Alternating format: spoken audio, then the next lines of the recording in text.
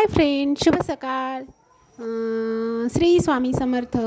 नवीन दिवसाची नवीन सुरुवात. तर आज पुन्हा एकदा मस्त सकाळी फ्रेश होऊन सगळं मस्त सकाळचं वातावरण फ्रेश होतं. एवढं मस्त वाटत होतं ना, सकाळी सकाळी फ्रेश वाटत होतं. मग सगळं आवरून घेतलं, चहा ते पिला सकाळी, फरशा ते पुसून सडा रांगोळी सगळी झाली होती. मस्त अशी देवपूजा करून घेतली. आज खरंच तर खूप सगळी कामं होती घरामध्ये, म्हणून पटपट आवरायला घेतली. आज मार्गशीर्ष महिन्यातला 4था गुरुवार होता, त्यामुळं गुरुवारची पूजाही होती, प्लस त्यामध्ये एका मागे एक केक पण येत होते. आणि पूजा असल्यामुळं मग गुरुवारची पूजा करून घेतली. अगोदर सकाळी देवाची पूजा ते करून घेतली आणि नंतर मग आपली देवीची पूजा केली थोडीशी 4च्या टाईमच्या नंतर.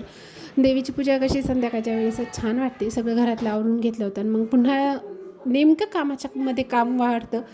तर केकच्या ऑर्डर्स एकामागे एकच येऊ लागल्यात. तर मग मी काय केलं, सुरुवातीला पहिला जो लावला होता तो साधा क्रमकोट करून ठेवला होता. नंतर पटकन दुसरा घेतला, तो थोडासा फास्टमध्ये द्यायचा होता, मग तो पण त्यांना दिला. आणि नंतर मग डाळ लावून घेतली कुकरमध्ये.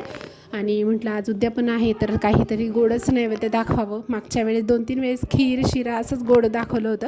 आणि आज शेवटचा गुरुवार असल्यामुळं मग हरभऱ्याची डाळ लावली. आमच्या इथे कसं पुरणपोळी सगळेजण खात नाही, तर मला, माझ्या मोठ्या मुलाला आणि पिल्लूला छोट्याला आवडती पुरणपोळी. आणि मग ह्यांना तर आमटीच केली होती आणि मग त्यांनी आमटी खाली, आम्ही पुरणाची पोळी केली. तर बघा किती मस्त टम अशी पुरणाची पोळी फुगली.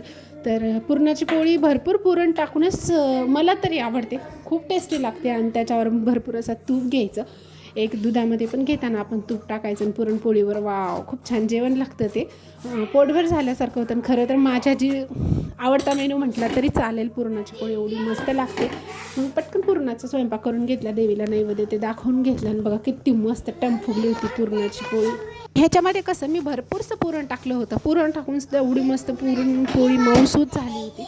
आणि मी त्यामध्ये सुरुवातीला थोडंसं तूप लावलं, नंतर मग जेवताना घेताना जास्तीचं घेतलं होतं. आणि मग पुन्हा थोडंसं फुलं ते आणायची होती पूजेचे, त्यावेळेस छोट्या पिल्लूला सोबत घेऊन गेली. मग आता याला सोबत घेऊन गेल्यावर रिकामं तर मला येताच येत नव्हतं. तिथं काही वेगवेगळं खेळणं त्याला दिसू लागलं. मम्मी हे घे, मम्मी हे घे. आता कसं तरी खेळवायचं आहे, नादी लावायचं आहे. मोठी वस्तू घेण्यापेक्षा मग मी त्याला ह्या 10-20 वाल्या छोट्या वस्तू घेऊन दिल्या.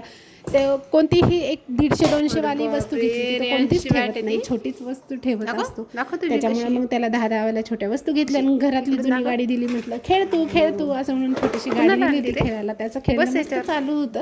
आणि संध्याकाळच्या वेळेस पूजा झाली, नैवेद्य झाली, त्याचा टाइमपास झाला खेळ. आणि मग देवीची आरती ते केली. आरती ते सगळी झालं ना, सगळं आवरणं माझं चालू होतं. मग पुन्हा अजून एक केकची ऑर्डर आली. नेमक्या कामाच्या मध्ये 2-3 केक जवळ मी केले.